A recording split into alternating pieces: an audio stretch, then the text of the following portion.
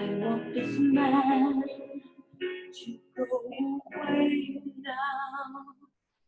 When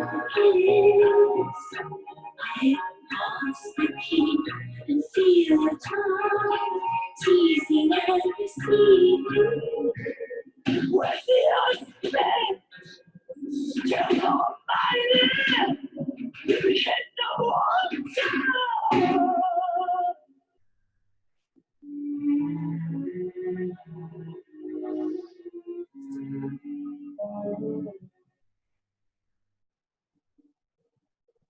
Hey there. So I decided to make a video for this prompt that comes from this album by Kate Bush called The Dreaming, which came out in 1982. I'll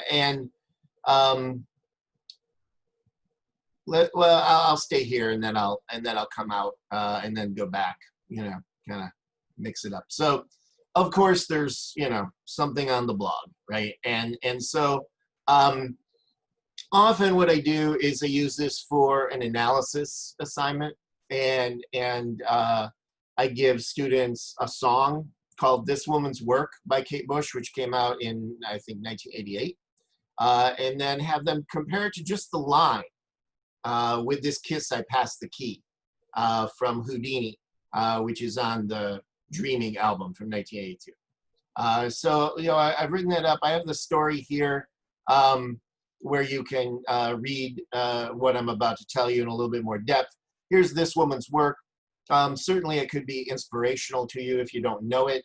It's one of the most beautiful songs, I think, ever. And I used to have to control myself to not cry in the classroom when it plays. I think I've heard it enough times now that I'm inured to it, but it was hard at first. And so this image from the album cover for The Dreaming plays into the story that I want to tell you, where Kate Bush gets this line, and it has to do with Harry Houdini. This is one of the best biographies of Houdini by magician Melbourne Christopher,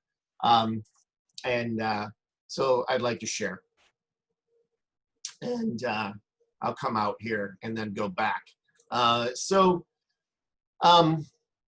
Houdini was actually a magician. And he liked to perform, magical illusions. And this is in the early 20th century.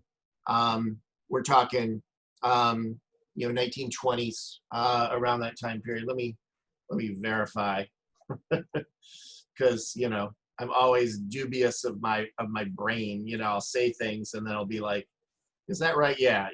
20s into the 30s. Looking at these pictures and some of the dates. Yes, I'm exactly correct. He may have actually started in the late 19th century even. But this was a big deal at the time. There were a lot of there was vaudeville, right? There were a lot of traveling,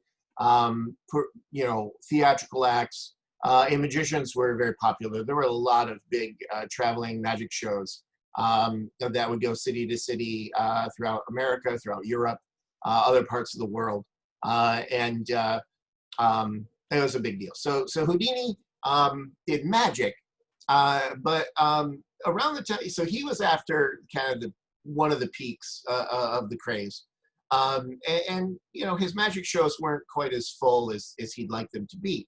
And he did big illusions. He would literally make an elephant, bring an elephant on stage and make it disappear. He had one illusion where he could walk, it looked like he could walk through a brick wall. And it was so convincing that Sir Arthur Conan Doyle, the author of the Sherlock Holmes mysteries, believed that he actually could turn his body immaterial and walk through solid objects. But it wasn't quite enough audience-wise. And so Houdini started to do escapes. He would allow people to lock him up in stuff, and then he would escape from it.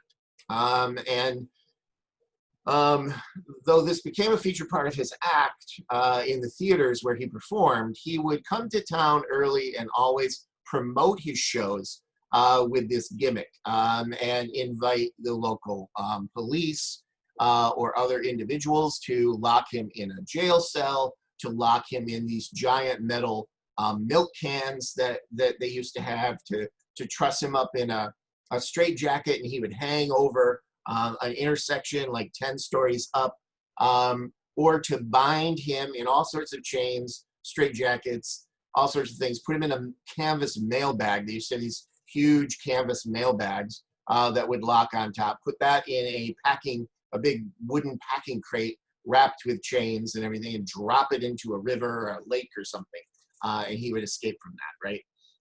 Now, since I used to perform as a magician, I don't want to give away all of magical secrets, but I will tell you a few things about how Houdini could affect these escapes. One is that from a Hindu, he learned how to hold lockpicks so deeply down in his throat that he could go, ah, and you could look down there, because he would volunteer for an entire full body cavity search, in which they would look up all the orifices, so they examine him naked and make sure that he didn't have anything.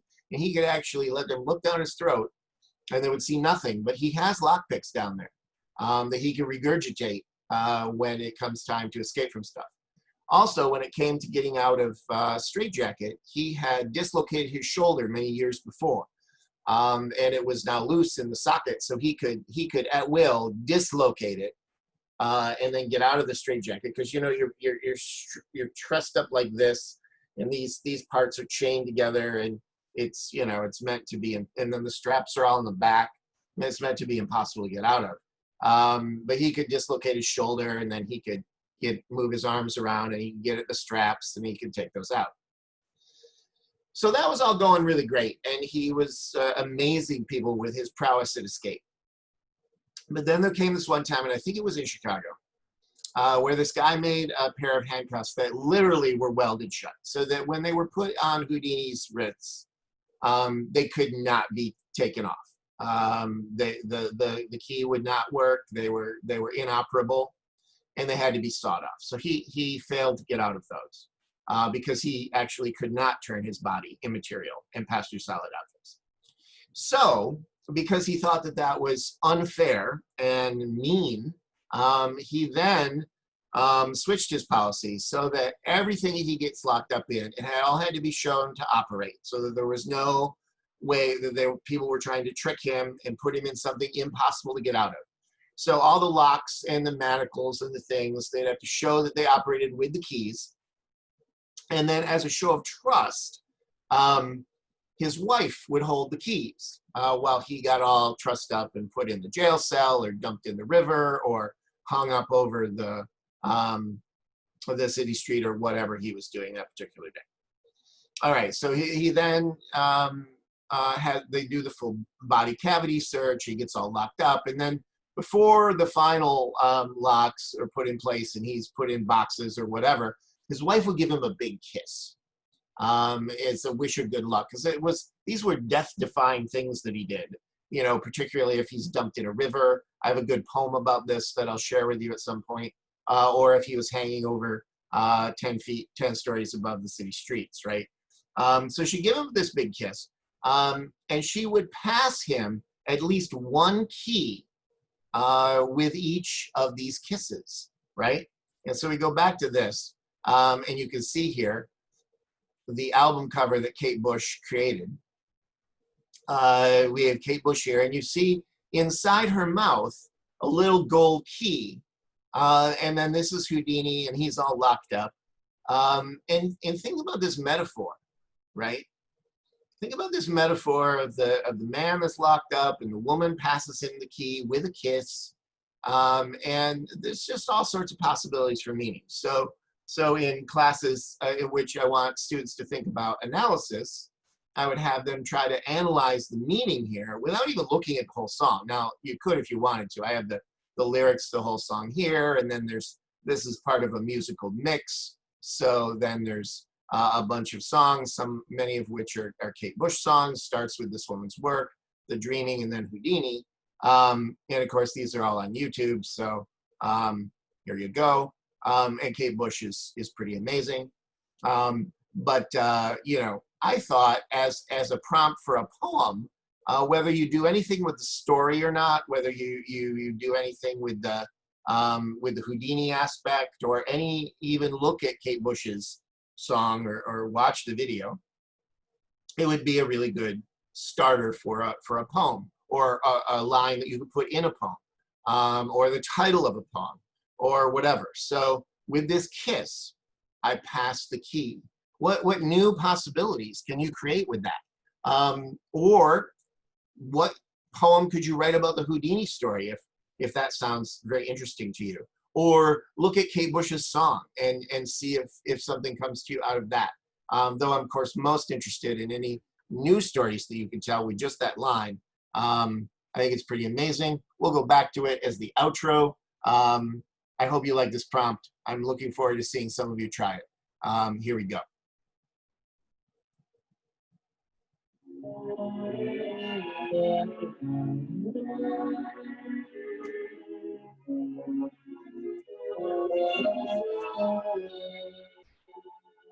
I'm not in the room to prove you are with us tonight. He's using code that only you and I